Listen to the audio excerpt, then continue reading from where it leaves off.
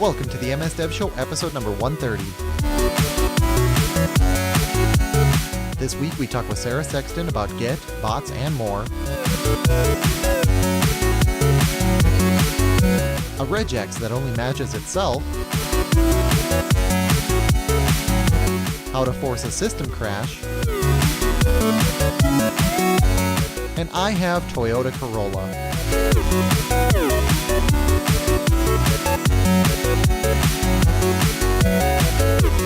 This episode of the MS Dev Show is brought to you by Infragistics, providing tools and solutions to accelerate design, development, insights, and collaboration for any organization. This week we have Sarah Sexton, a technical evangelist working for Microsoft. She engages with user groups and developers to help them find success building on Microsoft and Windows platforms. Her main technical focus is video games and web development. Welcome, Sarah. Thank you for having me. Good to be here. Yeah, awesome. And you're a second-time guest of the show. Yeah, it's good to be back. Which is awesome. Yeah, it's been almost 100 episodes, but you've been doing so many cool things since the last time we talked to you, so we figured we'd have you back on. Oh, thank you. You too. Yep. And Carl, who do we have for the Infragistics Ultimate Winner of the Week? This week, we actually did pick it up off of iTunes like we said we were going to. So the winner this week was btipton67. On November 1st, he left us a comment that says, I love listening to the show while I ride my bike into work in the morning. Sure, sometimes I'm not paying as much attention to traffic as I should, but it's worth it. I learned something every episode, and I really enjoy listening to the comments from developers whose work I admire. Well, thank you very much, B. Tipton, but make sure you pay enough attention to traffic that you can listen to future episodes. And if you would like to get mentioned on the show, like B. Tipton, send us an email to feedback@msdevshow.com. Comment on Facebook, YouTube, or Stitcher. We really like those 5-star iTunes reviews. Yeah, so how do you listen on a bike? You must have to have over-the-ear headphones, right? Because I'm guessing like the iPhone or decent in-ear ones. I mean, some of those. Thinking the wind, the sound of the wind, messing with it. Anyway, I was just curious. There's those new like bone induction headphones. It sounds painful. No, it just vibrates right into your scalp, and only you can hear it. Okay, have you tried them? No, but I've heard really cool things about them. Okay, I'll have to check those out. I don't have to like drill into my bones. No, it's not invasive. It's not surgery. It's just a special device that like vibrates right next to the bone next to your ear. Yeah. No, I'm joking around, but I think I've heard of something similar to that. That sounds really interesting. And then I wonder, do they have a microphone as well? I mean, because you have the vibration there at the same place. So. Yeah, they'd have to do that differently, I bet. Yeah, that'd be kind of neat. Be pretty invisible. Okay, so let's jump into the news. Circle solves that problem. Yeah, so we've talked a bunch of times on like how do we manage like our families, especially children's internet access, and especially when it comes around to like complicated rule sets, like we want them to not be able to access in the middle of the night so they don't wake up to use it or wake up early to use it, or maybe we want them to only access it after they've done their chores. So there's a review on this device called Circle on one of our friends, Jeff Blankenberg's website. He just released this today, actually. Mm-hmm. And this kind of solves all of those problems. It's a device where you can like say, these are these different people, and here are all of the devices they have. And you can give them these complicated rule sets to kind of manage their internet access. And of course, you give yourself and your spouse no limits whatsoever, and you give your like Roku full access and stuff like that. So that way, I mean, you're not like changing the password all the time and having to deal with it on these on all your many devices you have laying around your house. I just thought this was kind of a cool way of doing it, and really looking forward to other kind of Wi-Fi manufacturers kind of stepping up their game on family management. Yeah. So, cause the struggle that I've always had, and this is probably doesn't make any sense, but I always worry about updates. So it's like I want my kids to be cut off at a certain time because I don't want them playing games in the middle of the night. Although there's pretty harsh consequences for that. So I'd like to think that I've sort of solved that problem. But I guess who knows? It could be like 3 a.m. in the morning or something. He's doing something. But the it's like I want devices to update at night, and I always wonder how they deal with like just being cut off like that. I'm guessing it's So, really not as big of a problem as I'm making it out to be. so the way that I think about this is your kids have different usage patterns than you do. Mm-hmm. So if you set their bedtime, let's just say that's the only rule that there is, Yeah. no internet during bedtime. That way they can't sneak out. But chances are your kids go to school. Yeah. So those devices are going to be at home in the house on Wi-Fi, Yeah. plugged in during the day. So hopefully they'll be updating during those times. Yeah, that's a good point. And then actually, one thing this doesn't solve is if they have a cell phone. I mean, they can always bypass the Wi-Fi. So all you're going to do is end up with more charges. Yeah, I found that out the hard way. My oldest son, he has a cell phone. Yeah. And he was at work. He just started his first job. Okay. And in the afternoon, he used over 6 gigs of data on our 12 gig plan. Yeah. So what was he doing? We still can't get a straight answer out of him. I mean, if you look at the usage, it was just like some football game. So it wasn't something that you think would have taken a ton of data. Yeah. But it just Maybe chewed just right through. horribly written. Yeah. It just assumes a fast connection and just burns through your data. What is his job? He works at Subway. So it's not always busy. Yeah, I'm trying to make heads or tails of that. Which makes it even more. Yeah, more suspect. What was he doing? I mean, like if you put Pandora on, that chews up tons of data, and you can have it in the background, or you can put it on the restaurant PA system. You're not going to use 6 gigs on Pandora, though, right? Maybe if you cranked up the quality, I don't know. Or like I think Netflix. It had to be. It'd have to be something like Netflix for sure. Yeah. Okay. I know I was a terrible kid. I was up at midnight on Neopets trying to get those like new items that come out on midnight as the day shifts over, and my parents they had to move my computer from my bedroom out into the middle of the living room to stop me from getting on my computer at midnight. Nice. Yeah, it's Clash Royale now with my oldest son, which doesn't use a lot of data, but it's one of these things where you get like a free chest I think it's every 3 hours, so you got to check to get that because you got to get the all the cards or whatever. So. Oh, okay. For a second there, I thought you were saying that inside your house was like Battle Royale, Battle of the Internet, not the name of a game. Yeah, no, it's a real game. I wouldn't know anything about it, so no, I haven't installed. Okay. He forced me to play it, and I really hate it because I try to avoid games like this. But then he's like, no, Dad, like, be a good dad and play this game with me. Ooh. And yeah. And now it's all over. Anyway, let's move on to the next story. I have Toyota Corolla. Do you, Jason? I don't, but this is an hilarious title. So what's the deal here? So this guy he's affiliated with the Curl Project. Yeah. And Curl is just, a huge common way to pull data off the internet. Yeah. And car manufacturers, obviously, as they've used these open source technologies, Curl is one that just gets included. It so happens that his email address is in the Curl code. Right. And for I think some it was in reason, the license agreement, right?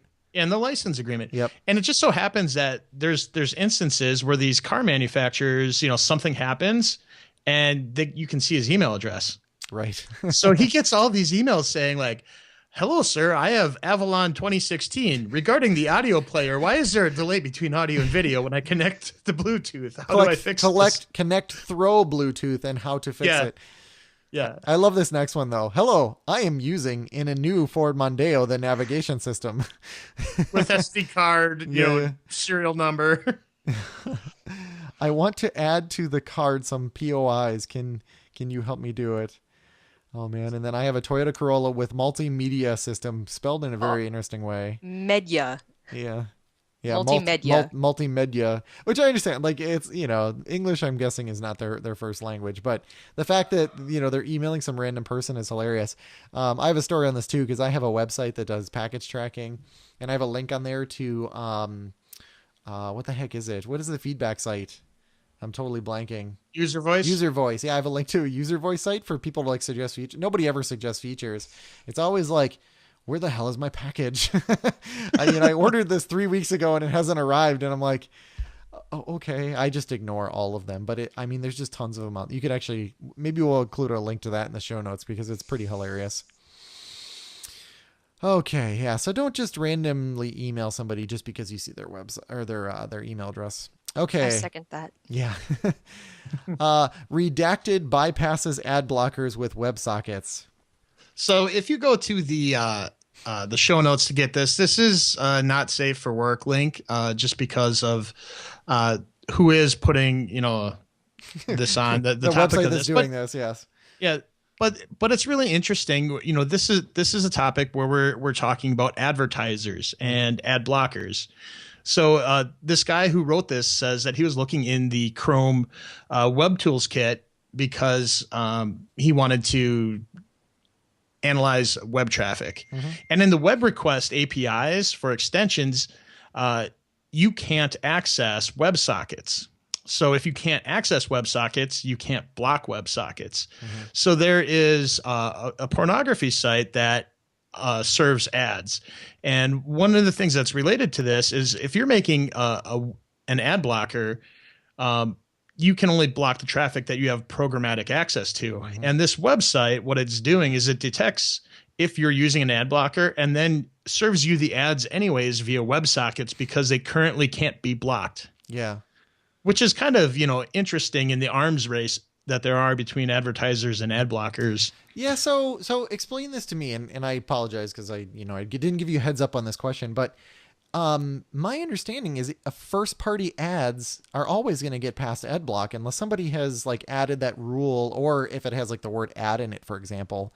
But if a first party site, the site that you're visiting, sends you an image that's like, cool image.jpg from their site over HTTPS, ad block is going to have no hope of blocking that anyway. Exactly. But the thing is, this site, so it has its own third party. So it is third party through its own parent network. Ah, okay, I gotcha. So the problem is you don't want to have to write the infrastructure to host all third party ads in a first party way. Yeah, I gotcha. That seems like sites would start doing that though. We do that. Like we have one ad on our site and we just host it first party. It's just a picture and a link. But we don't. Really I thought you were going to say that. I thought you were going to say all of our content was one ad. Yeah. Yeah. It's just all one big ad. Interesting though. So yeah, it's like an arms race now of like, how can we bypass the blockers? So here we go. Isn't that how it always goes? Yeah. Yeah. I don't know. I hate them using up my bandwidth for this. Any kind of ads. So I always struggle with this because it's like you want the sites that you go to make money. Yeah. And it might be, it's almost like solved by like a micropayment system. Like this is worth 10 cents of value to me, but none of those systems have really taken off. So yeah, that whole situation is tough. Like I have I always keep ad block on and I feel bad about it. I do too. Until I turn it off and then I don't feel bad about it anymore. Cause it's like, oh my God, it's ridiculous. Like advertisers have kind of done this to themselves. So I don't know. I guess we'll see where we end up. Anything else you want to mention on that, Carl? No. Okay. Web fonts, boy, I don't know. Which apparently is some reference to a show that I haven't seen. Well, I think it's a West Wing reference. Okay. Because like the president in the West Wing show is meeting with a potential candidate that he's running up against. It's Democrat versus Republican. Okay. And the Republican that he's meeting with, the only words he has to sympathize with a terrible crime that happened to someone close to the Democratic president was crime. Boy, I don't know. I didn't know you were so good at impersonations too. Oh, thank you. No. Okay, so yeah, we didn't realize that connection. That's interesting. So what's this all about, Carl? So if you're using web fonts on your site, there's a few different things that can happen. If they take a while to load, in best case scenario, you can get what's called the flash of unstyled content, where you'll see all the letters that make up your content. I think that can happen on our site. It does happen on our site, and I don't like it, but we have other issues that are bigger on our site anyways. That's for sure. Yep, that's for sure. And so fixing that isn't a huge problem because you can at least see the content. So what's the worst thing that can happen is some browsers, if they don't have the web font, they'll render all your text in an invisible ink, which means that you don't get to see it. And if you're on like a cell phone connection or you have really spotty reception, you can get some really slow load times, and it could be like 8, maybe even 30 seconds before you get to see the content. Mm-hmm. And that's what's really frustrating this author here as a whole. And it's something that I hadn't really seen a whole lot of until she pointed it out. Mm-hmm. And then I'm like, yeah, this is actually a big problem. We as authors of the web need to make sure that this content is accessible to all sorts of people. Mm-hmm. Yeah, our site is just terrible. Like, just so everybody's aware. On mobile, yes, we know about it. Yes, we know our site does not work correctly on mobile. We don't know when we broke it. Brandon Martinez, it wasn't him. No, it was all his fault. No, he created the site and it worked fine. And then something that I don't know which one of it is. I can't even put like odds on it, but one of us broke it. And yes, we are completely aware. So we've gotten a ton of email on that. So we're sorry. If anybody knows what the problem is, it's all hosted on GitHub. So send over a pull request, and that would probably be the easiest way to win an Info-Logistics license. Let's put it that way. Are you using that one line of code that makes your website mobile friendly?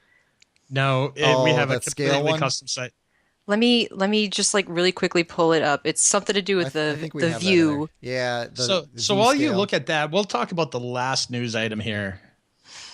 Go ahead, Carl. I'm just doing source here.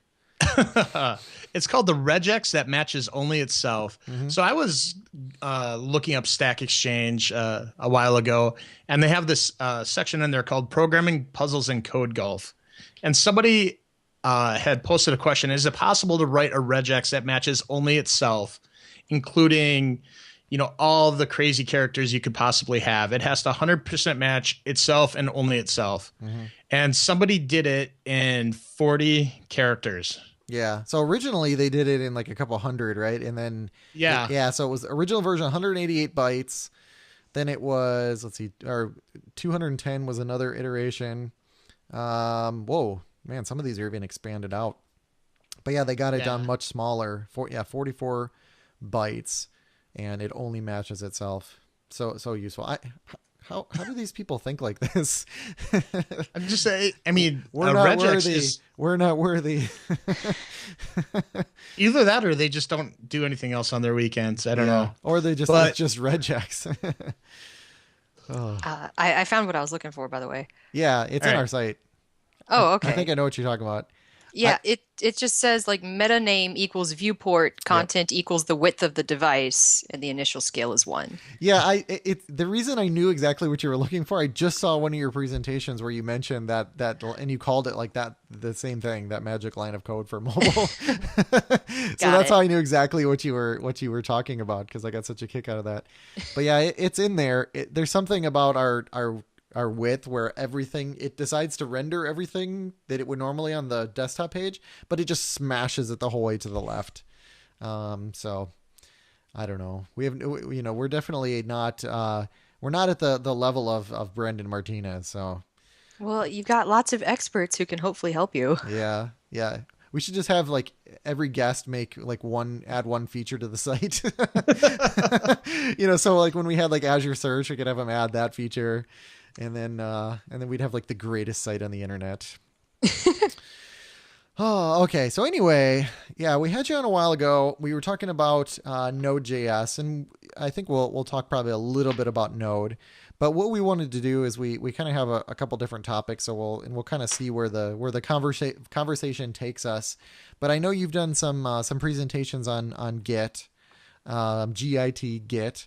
And so we kind of wanted to start the conversation there, because I always feel Git is one of those things where, like today, I had to help somebody with Git, believe it or not, and it's one of those things where I do it just infrequently enough that I always feel like I have no idea what I'm doing. So you have to help me figure out how to handle that problem. That's probably all technology, but I'm here to help. Yeah, but anyway, so you've done a lot of work around Git. So I'm just kind of curious, the people that you talk to, like what level do you think most users are at? Do other people have the same problem I have, Oh, or is yes. everybody an expert and I'm just the idiot? No, no. Everybody is where you are at. And of course, disclaimer about use of the word everybody and all users. Clearly we are using blanket generalizations, and Right. most people don't even know what it is. Hmm. But yeah, um, including my coworkers, a lot of them are not as familiar with it. And including developers I talk to, I hear very often like, oh, I hate the command line interface, and I just hate typing in the command line. I hate doing that. So Git, I just don't understand it. Hmm. I don't get it. So I hear a lot of people who are either at the beginner phase or they are intentionally avoiding it. So what do you think their background is if they're like, oh, the command line, I don't like the command line. Did they start from like, sorry for the swearing, but like source safe or something like that? I honestly have no idea because if they're extremely old school, then they should be very familiar with the command line. So Right. I don't know where they're coming from, where they feel privileged enough to use a graphic user interface and entitled to the point where they don't deserve to subjugate themselves to a command line tool. Wow, that's awesome. That was an awesome statement there. Yeah, But at the that's same interesting. Go ahead, at Carl. the same time, there are really good GUI style Git applications. I Yeah. Yeah, mean, you don't have to subjugate yourself to the CLI if you don't want to. Hmm. that's true. That's very true. You just have to download them. Like there's SourceTree and there's Git for desktop. There's Perforce, Bitbucket, GitHub. Those are all online ones. And my Oh favorite, man. just for its name, is Git Kraken. Yeah, I haven't heard. Wait, no, I have heard of it. Like Yeah. Kraken with the Yes. tentacles. Yeah. Which I think so we tried it I think when it was in beta, Carl, but it's I think it's Yeah. available now, so anybody can just go download it. And I think there was another one that had either Fire or like Live Wire in the name Okay. that I can't remember. So there's Yeah. plenty to choose from.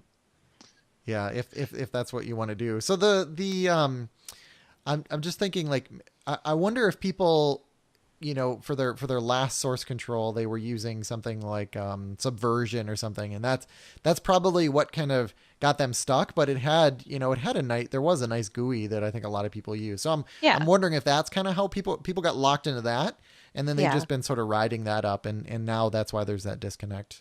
That's very likely. That's what I learned in school was Subversion, Tortoise, SVN, and we used Bitbucket Hmm. that had the branching tree user interface on it. Okay. So, what are ways that we can do to get from a noob level experience to somebody who's more wizard like with the CLI? I owe all of my success to jlord.us/getit, GIT-IT. And if you want me to post a link to that in our chat window here, I could do that. I Yeah, don't know. I missed that. Yeah. So Oh, there it is. Okay, cool. it's called the Get It Guide, and this is where I owe all of my success to going from noob to wizard.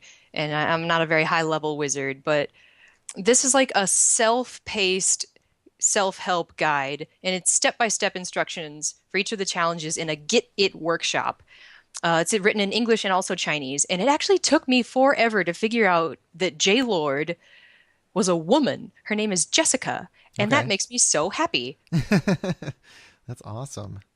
So there are 11 challenges. It starts with installing and configuring Git to your username. Yeah. It tells you how to create your first local repository on your machine, tells you how to check your status and commit changes for the first time.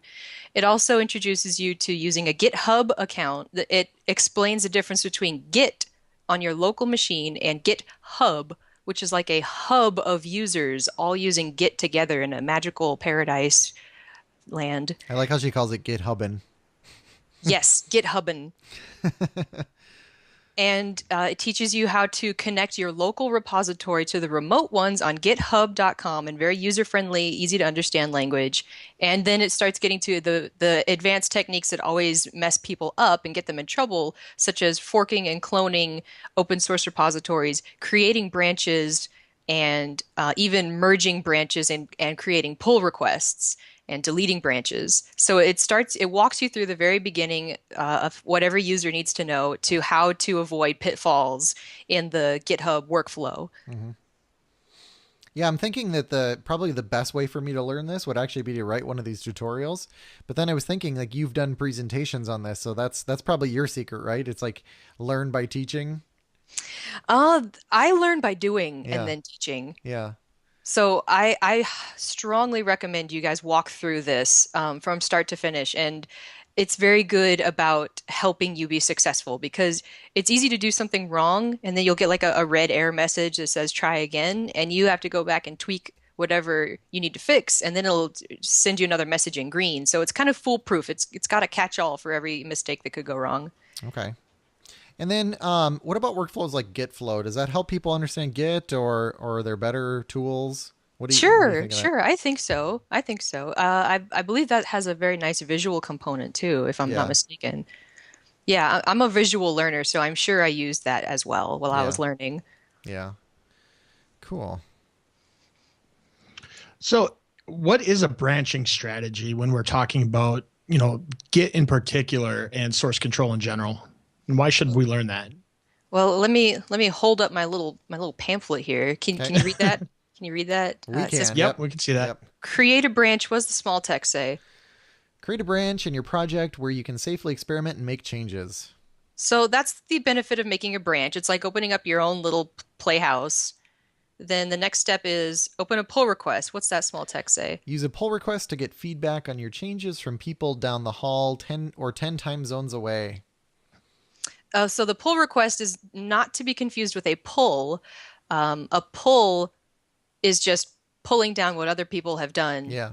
so you can get up to date. A pull request is sort of like, can you look and see what I've done and compare it with the rest of the project to make sure it's okay to add? Yeah. It's always confusing to people, right? Because it's like, no, that seems like a push request. But really what you're doing is you're requesting that the other person do a pull from you. And that's why it's called a pull request. And it does get very confusing. And the last step, merge and deploy. What's that small text? Merge your changes into your master branch and deploy your code. So it's just So that simple. does that answer your question about what is a branching strategy? I think that's part of it. So yeah, part of it was like how large of a change is this? What do I want to do with it? But then that's sort of answered by the pamphlet there. I think what he was getting at too was like I don't know. You have a better way of explaining it, Carl? Like some of the different strategies. I think I'm starting to remember like some token of wisdom I heard once upon a time of like a branch is for, I don't know, a small change and a fork is for a big change, Yeah. but I can't remember. Yeah. So should I end up with like 20 branches every day? Or is that a bad sign?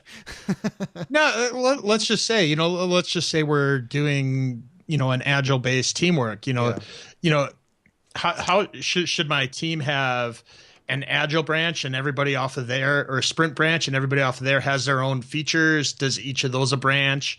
How crazy do you get sometimes when you decide to do it? How long running should they be? I mean, there's a lot of rules and guidance that are out there, but none of them are, dead fast rules. So I think that is probably because every team is different. And I actually work solo more often than I work on a team. So I'm not really the best person to ask about team dynamics when I don't have a team that I'm working with. So I've got my little pamphlets here, and that's kind of the best I have along with the internet. But I remember in school when I was doing group projects and we had one version control wizard and the rest of us were noobs. And anytime we couldn't merge our branch, we called them like whoop-de-woos because there was the straight path and then there was like a branch that would go off. And like when it turned into trouble, we just called it, we had a whoop-de-woo over here. Oh, that's hilarious. And he would have to sit down with us and go through everything and do the pulling and the pushing and the synchronizing and the committing and the adding and the deleting. And Hmm. we were just like shaking and quivering with fear that we were going to ruin the entire project. And he was Yeah. like, calm down. It's going to be okay. We can always roll back if we need to, but Yeah. we got to merge branches over here and get back on the straight path again. Yeah. Yeah. I've heard of a lot of, like book authors using Git and like just a lot of other industries now just using, any kind of source control because of that safety. It's like what happened. And then maybe even, like kind of auto commit. If I was an author, I would probably set up a repo if I knew how to do that, I guess.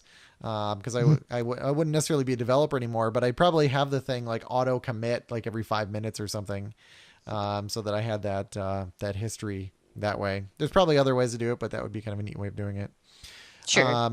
Yeah. And so I'm kind of curious, like what command, like I know like 3 Git commands, and then I have to look up every other command. What command should I learn that I don't know, that I don't already know, like beyond the Yeah, basics? I have a Git cheat sheet. So you can probably just do an internet search for Git cheat sheet and you'll Hmm. find what I found. But I actually have a printout and it's got great all the great commands for configuring and creating repositories and making changes. Hmm. So like you'll probably find the same one I found. Yeah. But walking through the Git It guide will teach you Git init, which is initializing a new Yep. repository. Git cloning is one you need to know, which downloads a project and its entire version history, so you can just take a project somebody else did and pull it into your computer. And the usual Git workflow, which is Git status to check on the status of where your project is. You need to see if you're on a clean working branch Hmm. with nothing new to commit, or if you've actually got changes. Git diff shows you the differences and which file differences are not yet staged. Git add snapshots the file in preparation for versioning, which I guess in English means git add adds the files that you have made changes to, and it gets ready to publish them. Right. And then git commit dash m is like a snapshot that gets recorded to permanently be added to your version history. So you have to add your commit message to it. Hmm. Those are the go-tos. Oh, and of course the classic one with the origin in it, like Oh, git like a remote git ad or. git push origin master. Yep. Yeah, Git push. we were, I was just helping somebody today, and that's what we were trying to do. We were trying to push to Azure. So yeah, we added Azure as a remote, and then we were able to push the source code, to it. So in Gitland, this happens to me more than what I'd care to admit, but what happens if I get into trouble? Like what, what can I If you get a do? Cause I you have get this whoop-de-woo. horrible, yeah, when I have a whoop-de-woo, cause what ends up happening, I have this habit, and I think XKCD basically told me that everybody does the same thing. They like make a complete copy of the repo just so they can always roll back that way. But like, do you ever get into trouble, or have you learned your way around that? And then like, how do I get out of trouble? I haven't found any magic silver bullets. Mm-hmm. It's tough, and sometimes I do get into trouble, or my coworkers or teammates will get into trouble. And a lot of the times, it you can fix it by taking a deep breath and don't panic, Mm-hmm. and just check your error messages and make sure that it's not an error that's preventing you from doing what you want to do. Mm-hmm. And I've been working with Visual Studio Team Services, VSTS, as our online repository. And sometimes it'll say, like, you can't pull because you have unstaged Right. changes. You need to either commit your changes or undo them, or you can't sync until you pull the changes down. So, like, if you follow the instructions to prevent the error messages from happening, you just Mm-hmm. take a deep breath and try to triage it that way. That can help. But if you are just so lost, you have absolutely no idea where to even begin, Call then Sarah at 555. sometimes you just have to cut your losses and start fresh from when you know it was Yeah. working. Okay. And I think sometimes you had a good tip in there too. I mean, If it's a public project, right, you can use GitHub for free.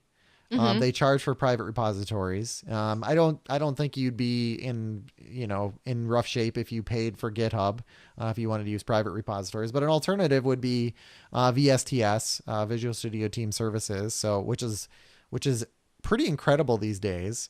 But it gives you free, unlimited private repositories, Yep. and it has a build system, and it has all these workflow type of things. I mean, it's pretty impressive what that gives you. So I guess I would look at that. I'm actually in the process of moving a lot of stuff over. And the nice Hmm. thing is, whenever you're using something like VSTS, if you're using Git, I guess Git is sort of preferred in VSTS. You pulled out, you have your source code that you pulled on from wherever, and then you end up just pushing it to VSTS, and because Git is distributed, boom, all of your code and all of your history is there. It's like the easiest migration ever.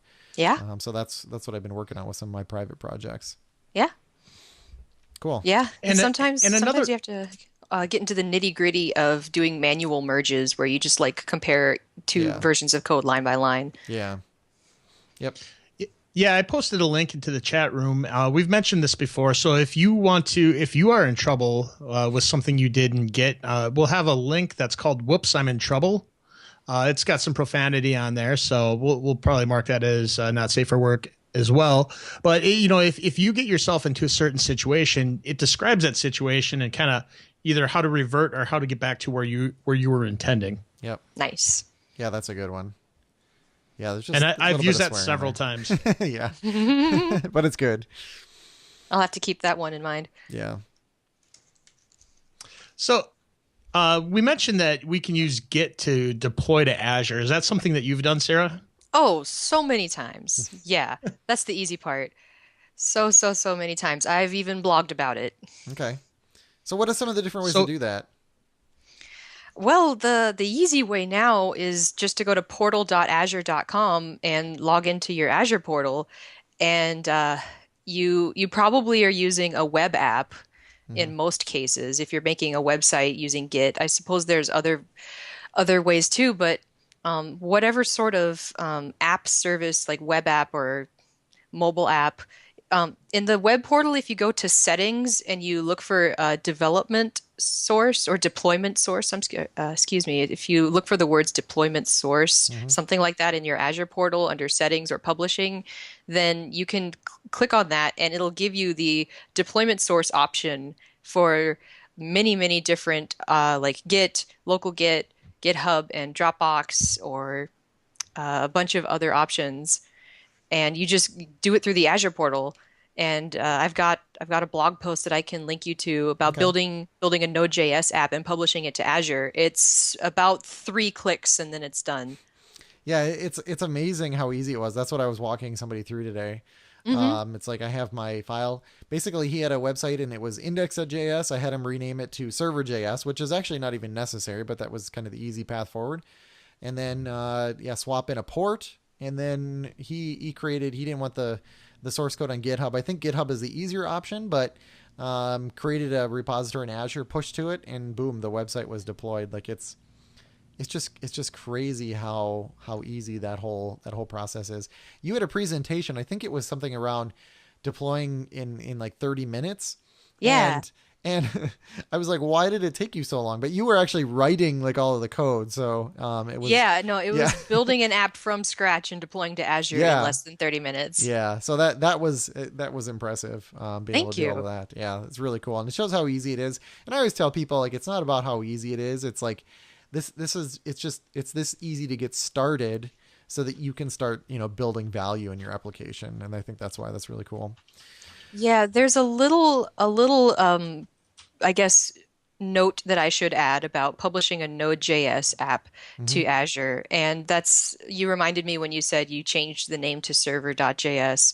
And if you have a file in a Node.js project that has a certain name, such as app.js, index.js, or server.js, when you publish it to Azure for continuous deployment and continuous integration, Azure will automatically recognize that as your app.js, like your main application launching point that's built in Node.js. Hmm.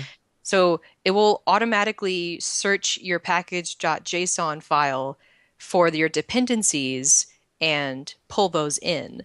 So Yeah. when you're putting something on Azure, make sure that your package.json has all the dependencies you're going to need, because Azure is automatically going to pull those in, and if you don't have all the ones you need, it might trip you up. Yeah. That which is really cool how it does that. And then I know that you've been doing a lot of Node.js stuff recently, so I'm just kind of curious, like what made you gravitate toward Node? Why the interest? Yeah, it was probably my work in chatbots, Hmm. which you can build on Microsoft Bot Framework, and you can build them in Node.js or C Sharp. Hmm. And since I already did a lot of work in Node, I found it easier to build bots using Node.js because I could just breeze through Visual Studio Code, have a really lightweight and fast workflow instead of like building an enterprise bot that has more moving parts. I might want to use C Sharp and Visual Studio to build that. Most of the time, I'm just playing around with it, trying to build something fast and get it out to the public fast. So Yeah. that's why I like using Node.js because I already have all the tools installed and I can just use GitHub, continuously deploy it, get it straight up into a website really quickly, and use the NPM dependencies.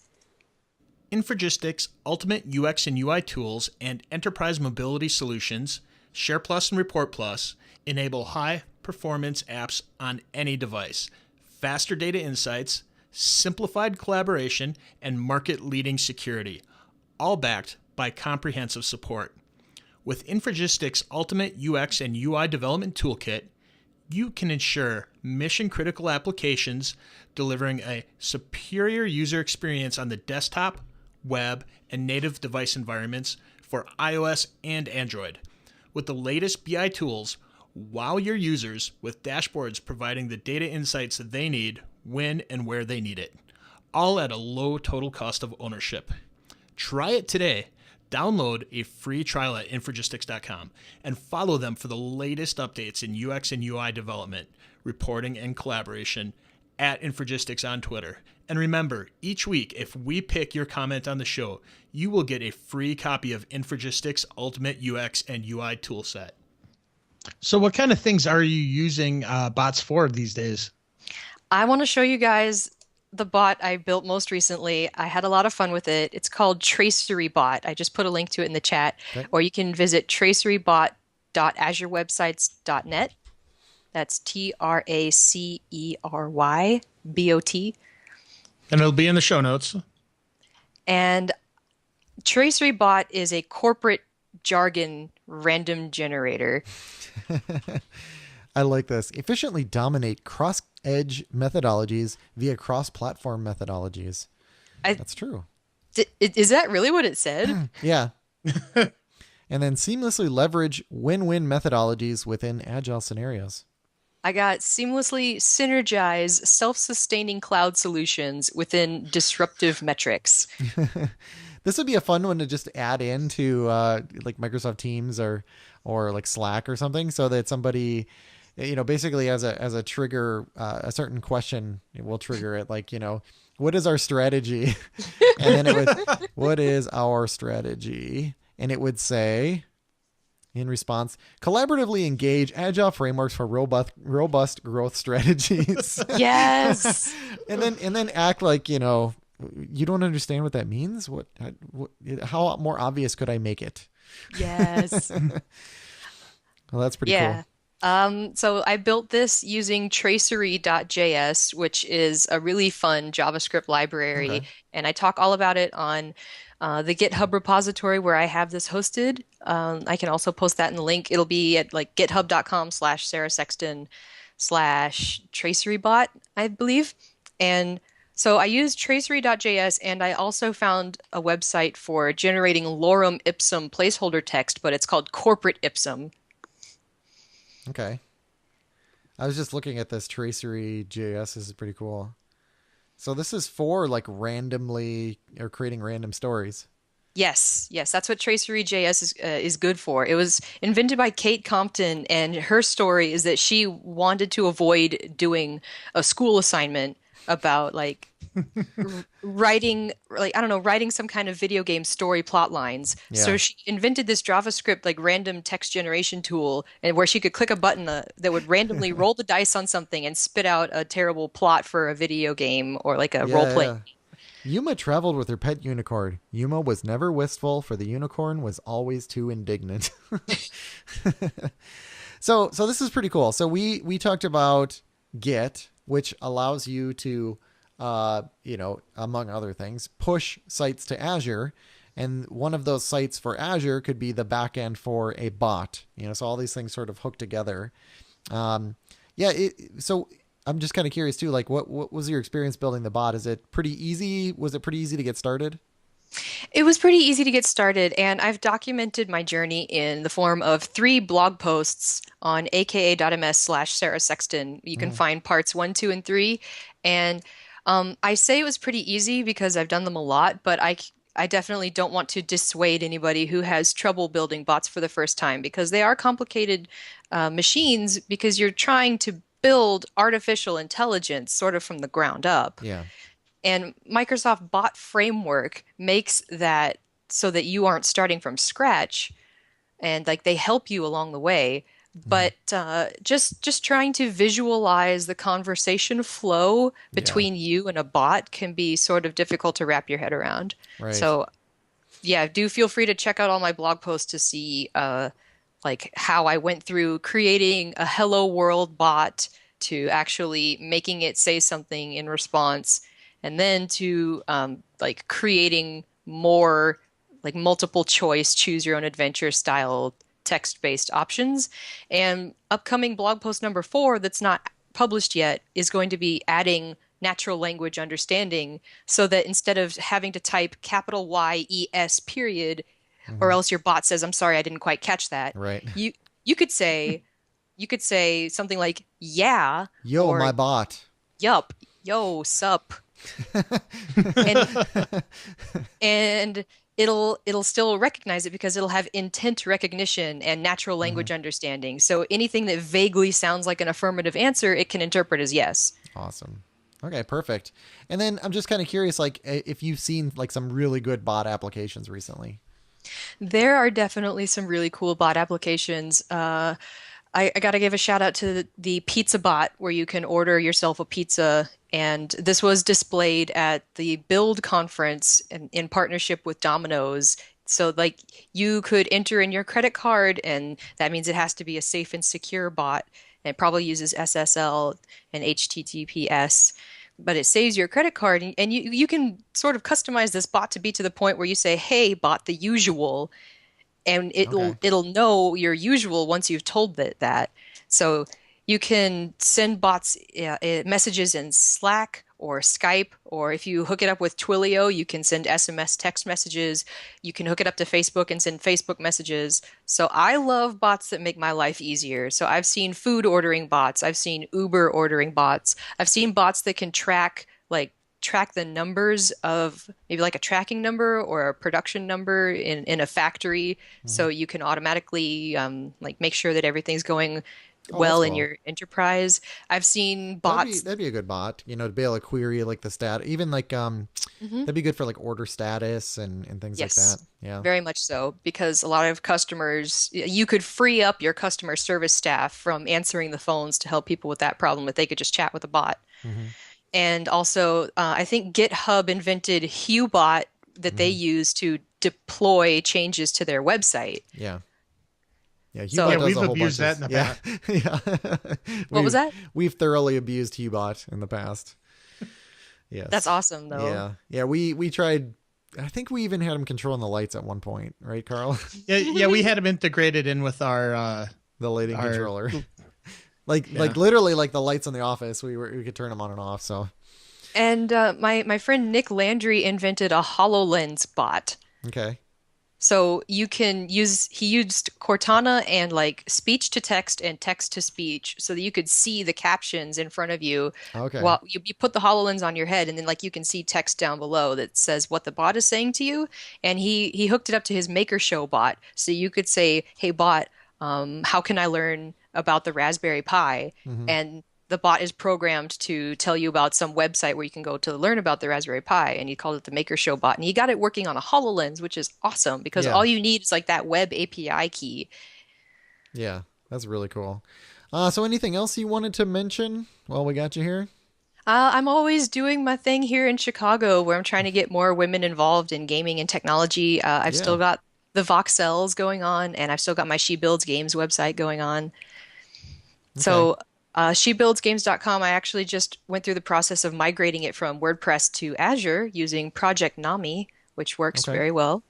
And so She Builds Games is kind of trying to get it from WordPress onto hosting it on Azure, but that's where I do interviews with very awesome women game developers about how highlighting their strengths and what their experiences in the video game industry.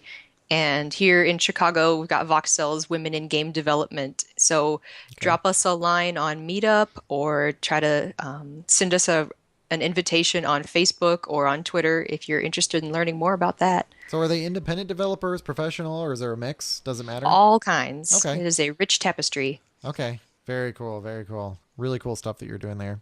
Thank you. Okay, Carl, what do you have for the Azure pick of the week? So this has been around for a while, and I've just never found out about it. Yep. Resources.azure.com. If you are logged in, you can have access to everything that's in your subscriptions. You can see all your subscriptions. You can really just dig down into it. And what's cool about this too is you can edit it and save it back. So how I found about this is I was working with IoT Hub and trying to send files through IoT Hub, but it kept throwing exceptions because it wasn't configured correctly.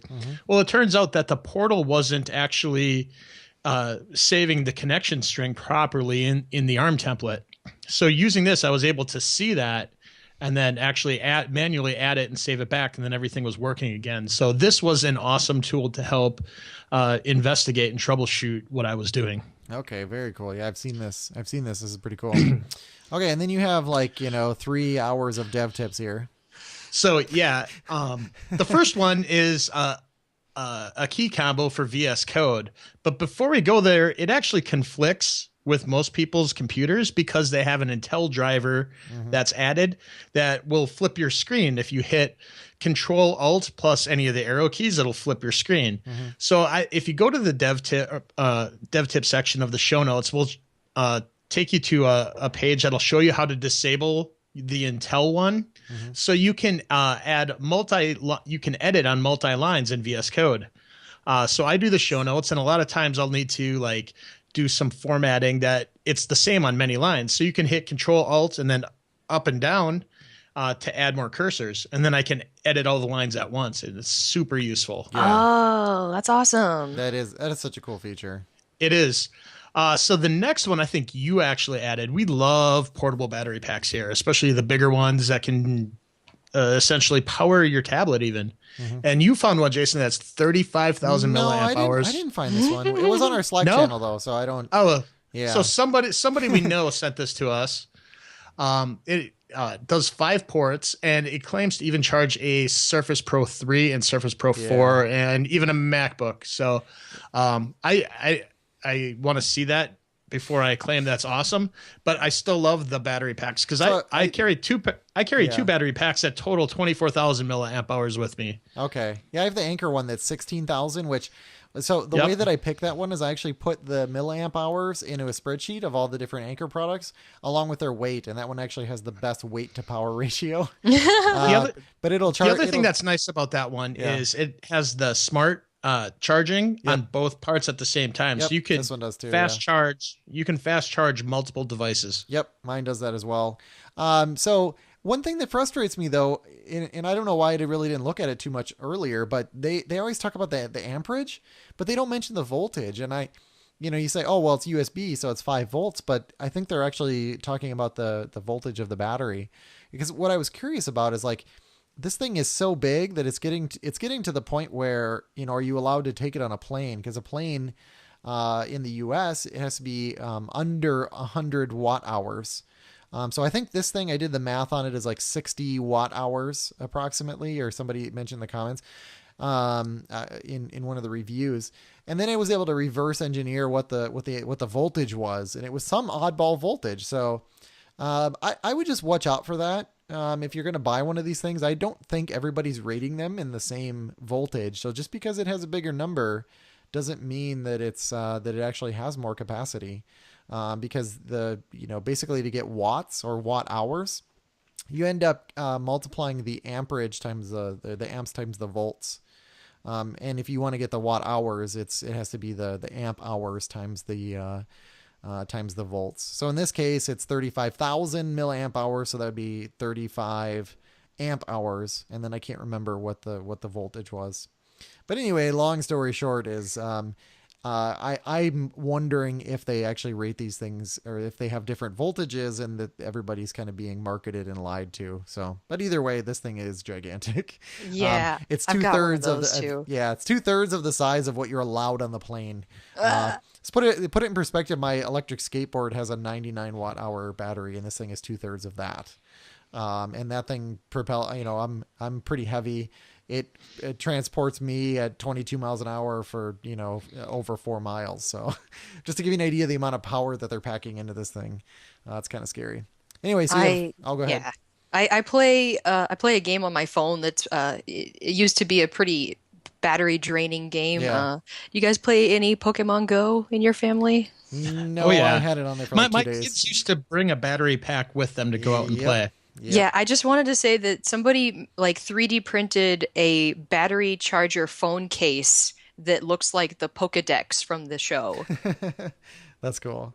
So I'm just wondering, I bet you that game sold more battery packs than probably were produced in all of history up until that point. Seriously, because I mean, I'd walk around like I was down in Bellevue Square Park here in Ooh, Washington. that's a good place. The hunting's good there. Oh my God, there's hundreds of people there. I have a video of like this wave of people moving back and forth, and so many of them, you see the cord coming out of their pocket in their phone, and my first reaction was like, how do you even know that these things exist? Because I don't know. It just seemed like kind of a geeky thing to me.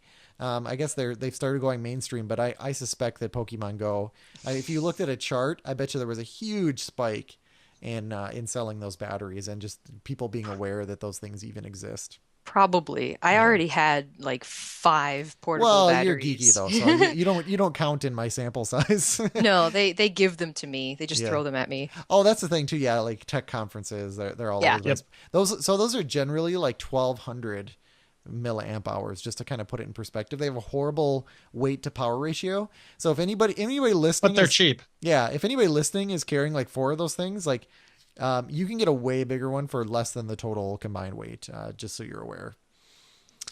All right. So this last tip of the week is kind of a bonus from me being at the MVP Summit. Mm-hmm. So previously we had gotten a key combo from Matthias Huckstra, and I was talking to him, thanking him for that. And I was also talking to Rich Turner, somebody who was a guest on as well for our Bash episode. And they actually informed me of one that is actually apparently a pretty commonly known keyboard shortcut within Microsoft. And it's how to give yourself a blue screen from your keyboard. Oh. So there'll be a link in the show. It's actually, you hold down the right So if you click on the link, so don't do this right now. No. You do have to enable it with a registry key, but it might be already enabled. So don't this do is this. this is like totally intentional. It'll intentionally give you a blue screen. So you hold down the controls key and then the scroll lock twice. And in this instructions, it actually tells you how to like modify what that is, but it's actually has a purpose. The reason why so many Microsoft employees know about it is because they're running all these new builds that nobody else has. And a lot of times they get into these wonky states. Mm-hmm.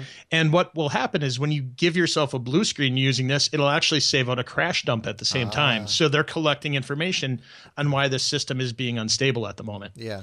So if you're in that similar scenario where you think a crash dump would be useful, or you just want to play a prank on your somebody who left their computer unlocked, enable this and give it a try. Carl, we would never do that to anybody. Yeah. We've never done that. We've never hooked up a mouse in a different cubicle to somebody else's computer just to mess with them. No. Of course not. Okay, Sarah, pick a number Office between Wars. 1 and 4 inclusive. 3. Yes, you picked the best one. Okay. Sorry, I pre-read some of these. Okay.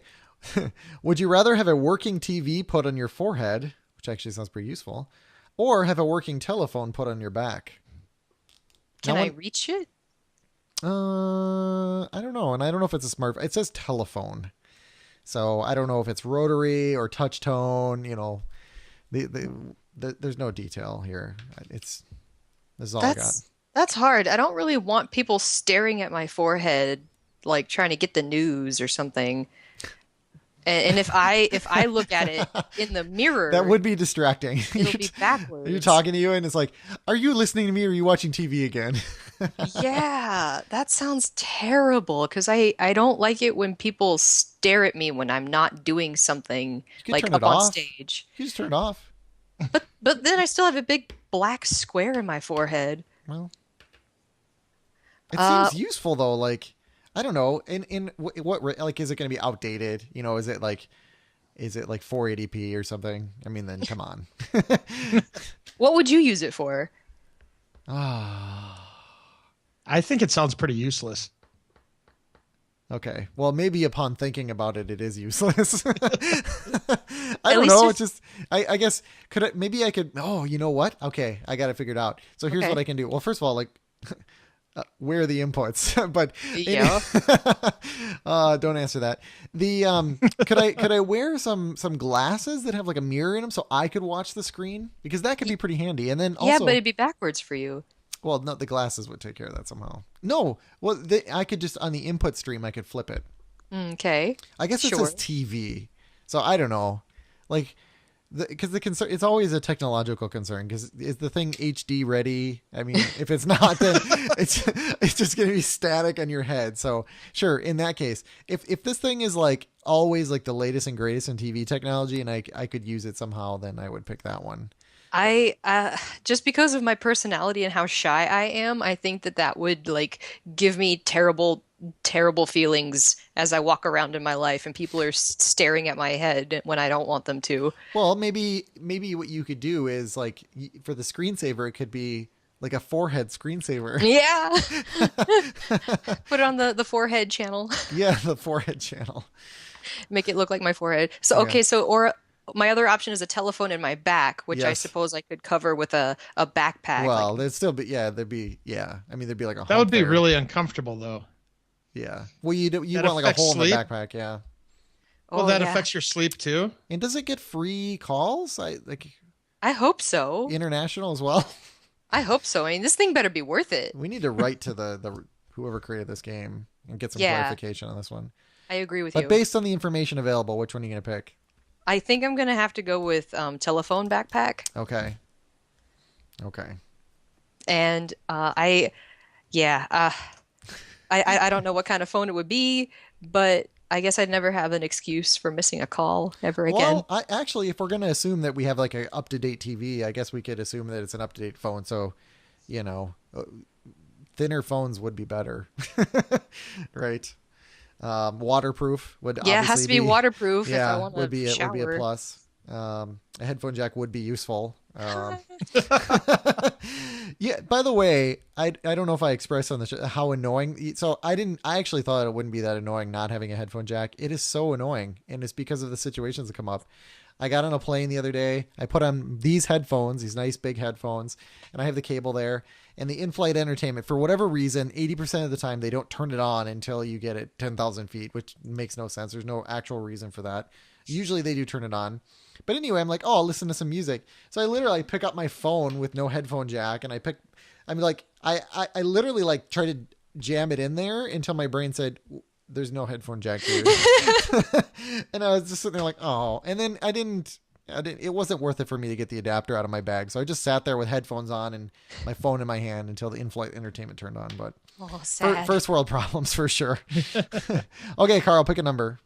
I'll pick number 2. Number 2. Okay. Would you rather walk barefoot over prickly leaves or over live roaches? Prickly leaves. Well, yeah. Yeah, that's not even a contest. Yeah. Yeah.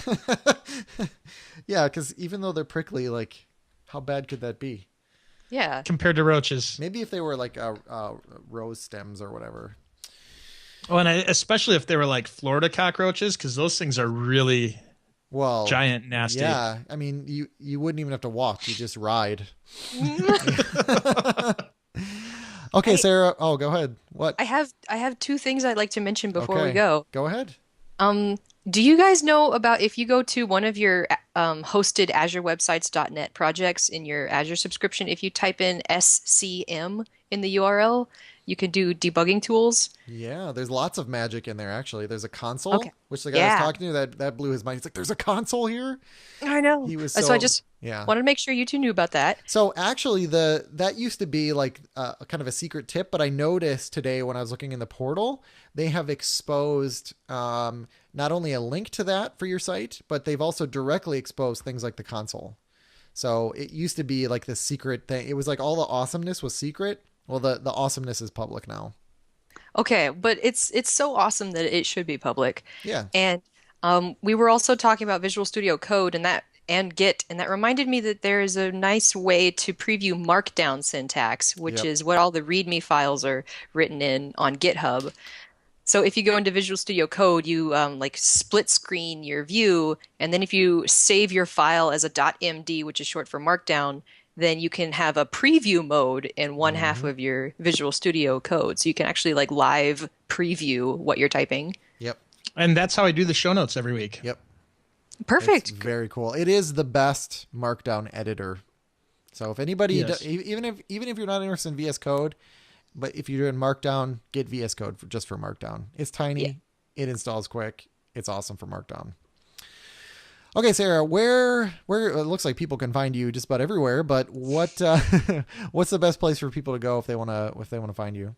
You can go find me on Twitter at sign SAELIA, Salia. You can find me on GitHub at capital S Sarah, capital S Sexton. So that's just Sarah Sexton, one word with capital S's. And you can go to aka.ms/Sarah Sexton to check out my blog that I mentioned in the show. You could check out www.shebuildsgames.com. And you could find me on Facebook if you want to chat with me instead of trying to get yourself into my mountain of email. I don't recommend the mountain of email. Seriously, don't. I've given up on email. Email's dead to me. Yeah. I wish I could do that. So is that the real reason why Microsoft made Teams? Is because they got it's just everybody gets too much email? Yes. Maybe so. Yeah. We need to just cut ties and start something new. No, I don't know if it is like, I think I've never had so much email as that Microsoft did. So I think there's lots of people that get lots of email, but Microsoft just takes it to a whole nother level. And then there's distribution lists. And I literally have, I am worried about breaking Exchange with how many rules I have. Oh, yeah. When I save a rule now, it's like Outlook. I can go get a cup of coffee and come back. Oh, because that loading bar like takes just so long to get across the screen. And actually, now that I think about it, I think that's why. Well, no, I think most of them are server rules. I was going to say like my email comes through to my phone way faster, and it's probably Outlook is trying to process some things. Yeah, that's what happened to me today. Did I tell you guys about the time where I accidentally for 2 days had an email rule that said for all emails send straight to trash can. Oh, that's a good idea. Apply immediately. That's awesome. I love that. I deleted all my emails for 2 days. So that was probably the happiest you ever were, though, I'm guessing. Until I got confused that I wasn't hearing back from people that I needed to hear from. Yeah. I guess that's the downside. Okay, so Carl, where can people find you? You can find me on Twitter at Carl Schweitzer. Okay, you can find me at whitetechie.com or on Twitter at twitter.com/whitetechie. So Sarah, thank you so much for coming on the show. And anytime that you want to come back, you are always welcome because you always have cool stuff to talk about. We always love hearing from you. Oh, thank you so much. That's so sweet. I hope to be back soon.